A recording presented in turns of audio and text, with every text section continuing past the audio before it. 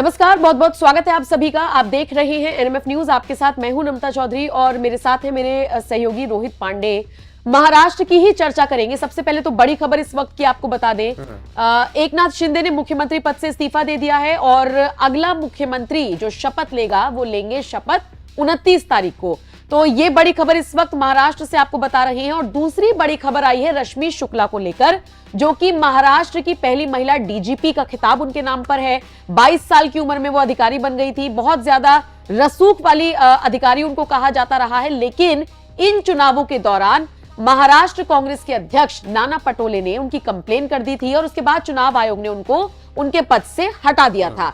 बड़ी खबर इस वक्त ये मिल रही है कि उनको यानी कि रश्मि शुक्ला को उनके पद पर फिर से बहाल कर दिया गया है। रोहित, बिल्कुल, चुनाव के दौरान जिस तरीके से आरोप रश्मि शुक्ला पर लगाए गए थे और फिर बताया गया कि 23 तारीख को जिस दिन काउंटिंग थी उस दिन रश्मि शुक्ला ने मुलाकात की देवेंद्र फडणवीस से और इसे आचार संहिता का उल्लंघन बताया गया। 25 नवंबर को कांग्रेस ने चुनाव हारने के बाद रश्मि शुक्ला पर फिर से आरोप लगा दिया और कार्रवाई की मांग की और इस दौरान उन पर कार्रवाई हो गई।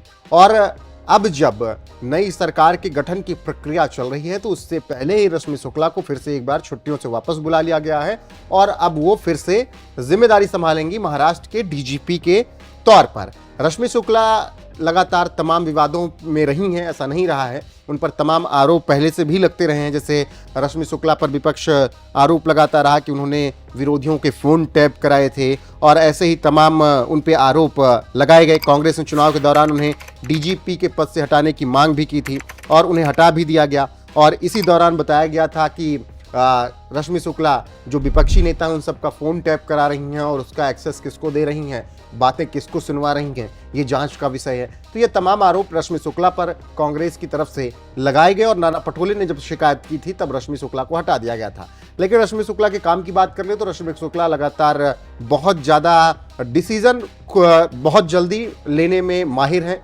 रश्मि शुक्ला दबाव में जल्दी नहीं आती, ऐसा उनके बारे में कहा जाता है। और यही वजह है कि महाराष्ट्र में जो सरकार अभी महायुति की थी, काफ़ी भरोसा रश्मि शुक्ला पर था कि वो कानून व्यवस्था, क्योंकि महाराष्ट्र की कानून व्यवस्था संभालना बहुत बड़ी चुनौती है, क्योंकि वहाँ पर केवल आपको नेताओं के ही नहीं, वहाँ आपको बिजनेसमैन, खास करके एक्टर्स, उन सब की जिम्मेदारी आपको संभालनी होती है, उन सब की सिक्योरिटी आपको देखनी होती है और एक एक कदम ठोक कर रखना होता है, क्योंकि वहाँ पर सलमान खान भी हैं, वहाँ पर शाहरुख खान भी हैं, वहाँ पर अमिताभ बच्चन भी हैं और ऐसे तमाम स्टार हैं, वहाँ पर विराट कोहली भी हैं।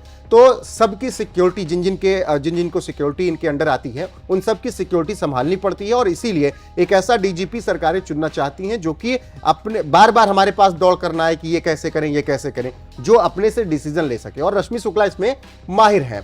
तो अब फिर से उन्हें नई सरकार बनने से पहले उन्हें वापस बुला लिया गया। उनकी छुट्टियां खत्म हो चुकी हैं और रश्मि शुक्ला फिर से एक बार डीजीपी का पद संभाल रही हैं। बाकी और विस्तार से अगर आपको जानना है रश्मि शुक्ला कौन है तो मैं आपको बता देती हूँ। देखिए, महाराष्ट्र की पहली महिला डीजीपी बनने का खिताब उनके नाम है, मैंने आपको पहले भी बताया।